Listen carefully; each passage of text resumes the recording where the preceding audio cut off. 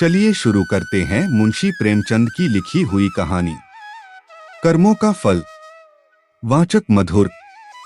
मुझे हमेशा आदमियों के परखने की सनक रही है और अनुभव के आधार पर कह सकता हूँ कि यह अध्ययन जितना मनोरंजक, शिक्षाप्रद और उद्घाटनों से भरा हुआ है, उतना शायद और कोई अध्ययन न होगा।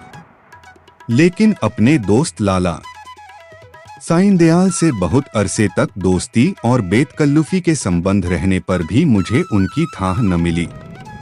मुझे ऐसे दुर्बल शरीर में ज्ञानियों की सी शांति और संतोष देखकर आश्चर्य होता था, जो एक नाजुक पौधे की तरह मुसीबतों के झोंकों में भी अचल और अटल रहता था।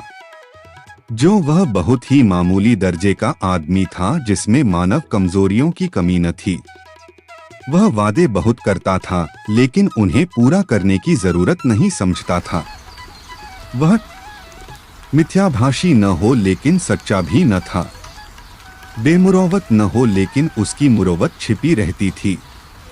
उसे अपने कर्तव्य पर पाबंद रखने के लिए दबाव और निगरानी की जरूरत थी।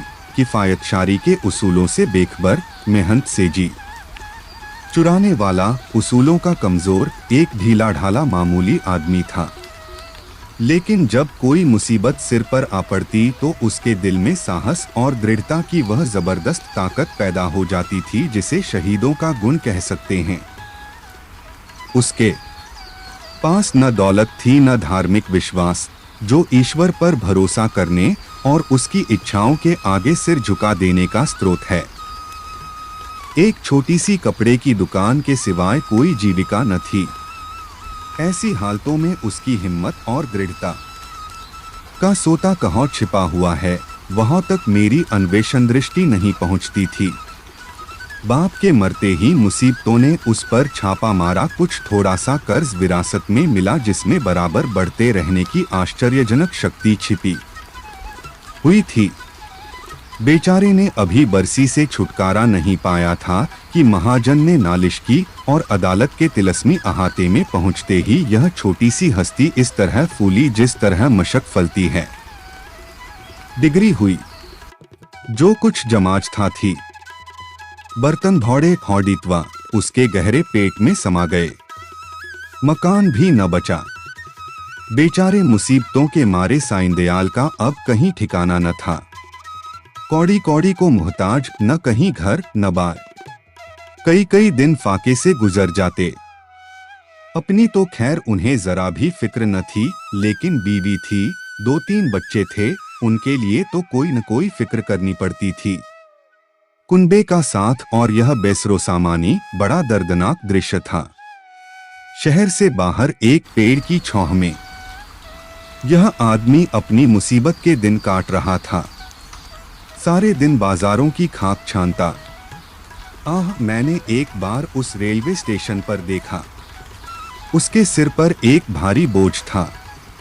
उसका नाजुक, सुख सुविधा में पला हुआ शरीर पसीना पसीना हो रहा था।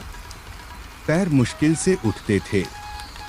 दम फूल रहा था, लेकिन चेहरे से मर्दाना हिम्मत और मजबूत इरादे की रोशनी टपकती थी। चेहरे से पूर्ण संतोष झलक रहा था। उसके चेहरे पर ऐसा इत्मीनान था कि जैसे यही उसका बाप दादों का पेशा है। मैं हैरत से उसका मुंह ताकता रह गया। दुख में हमदर्दी दिखलाने की हिम्मत न हुई। कई महीने तक यही कैफियत रही। आखिरकार उसकी हिम्मत और सहन शक्ति उसे इस कठिन दुर्गम घाटी से बाहर निकल लाई। थोड़े ही दिनों के बाद मुसीबतों ने फिर उस पर हमला किया। ईश्वर ऐसा दिन दुश्मन को भी न दिखलाए। मैं 1 महीने के लिए बंबई चला गया था। वहां से लौटकर उससे मिलने गया। वह दृश्य याद करके आज भी रोंगटे खड़े हो जाते हैं और दिल डर से कौंप उठता है। सुबह का वक्त था।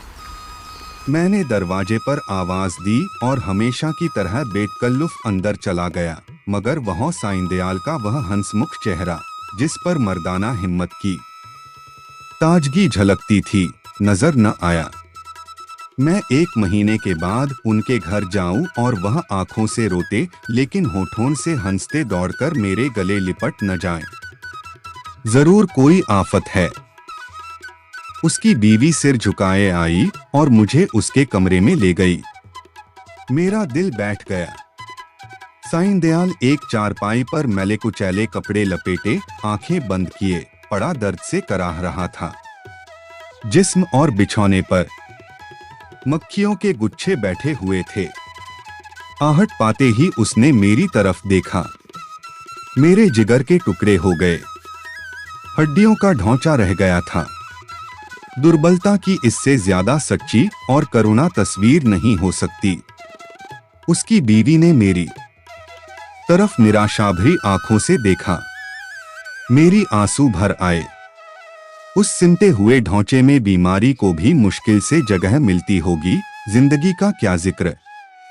आखिर मैंने धीरे पुकारा। आवाज सुनते ही वह बड़ी बड़ी आंखें खुल गईं, लेकिन उनमें पीड़ा और शोक के आंसू न थे। संतोष और ईश्वर पर भरोसे की रोशनी थी और वह पीला चेहरा।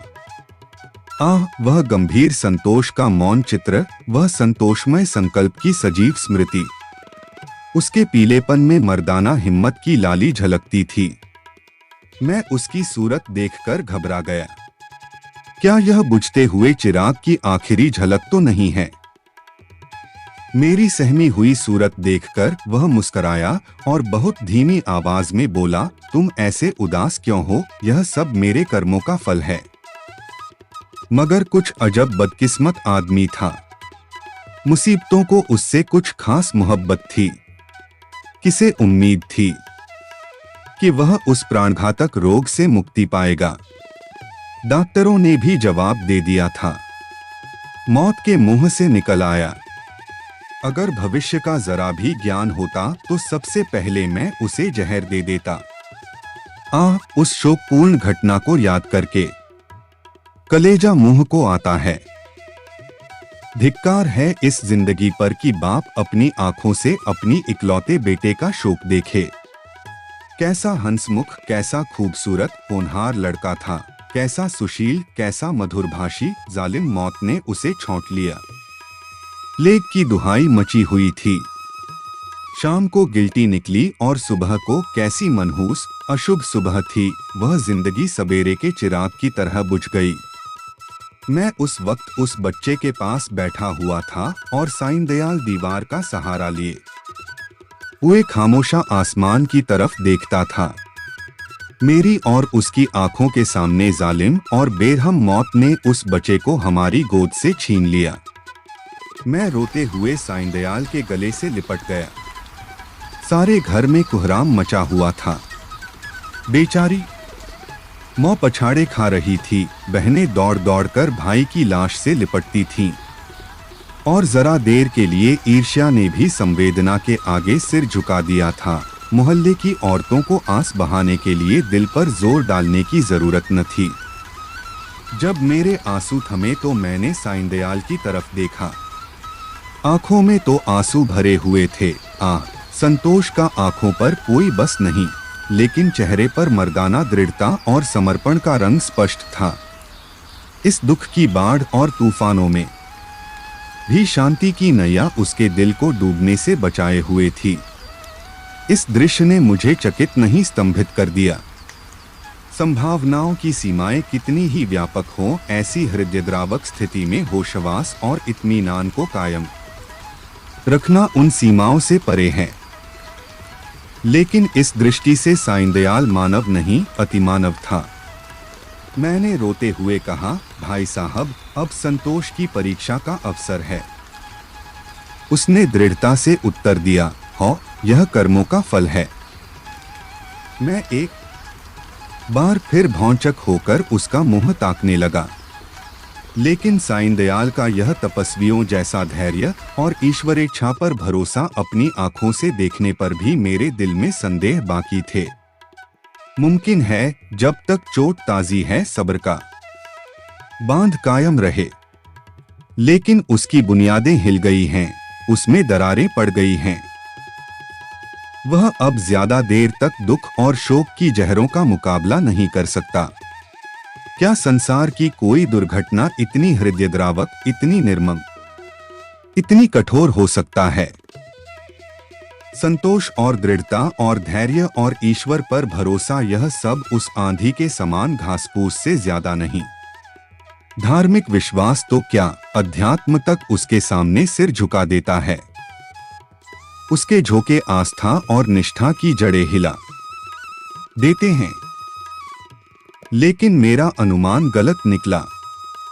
साईं दयाल ने धीरज को हाथ से न जाने दिया। वह बदस्तूर जिंदगी के कामों में लग गया। दोस्तों की मुलाकातें और नदी के किनारे की सैर और तफरीह और मेलों की चहल पहल, इन दिलचस्पियों में उसके दिल को खींचने की ताकत अब भी बाकी थी। मैं उसकी एक एक क्रिया को, एक एक बात को गौर से देखता और पढ़ता। मैंने दोस्ती के नियम कायदों को भुलाकर उसे उस हालत में देखा जहां उसके विचारों के सिवा और कोई न था। लेकिन उस हालत में भी उसके चेहरे पर वही पुरुषोचित धैर्य था और शिकवे शिकायत का एक शब्द भी उसकी जबान पर नहीं आया। इसी बीच मेरी छोटी लड़की चंद्रमुखी निमोनिया की भेंट चढ़ गई।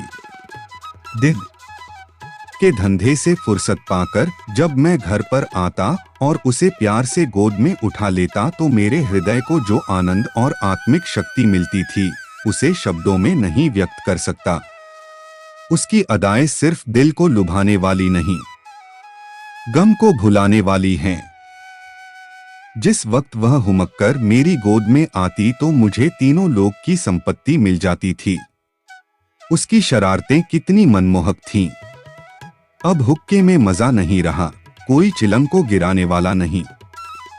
खाने में मजा नहीं आता, कोई थाली के पास बैठा हुआ उस पर हमला करने वाला नहीं। मैं उसकी लाश को गोद में लिए बिलख बिलख कर रो रहा था।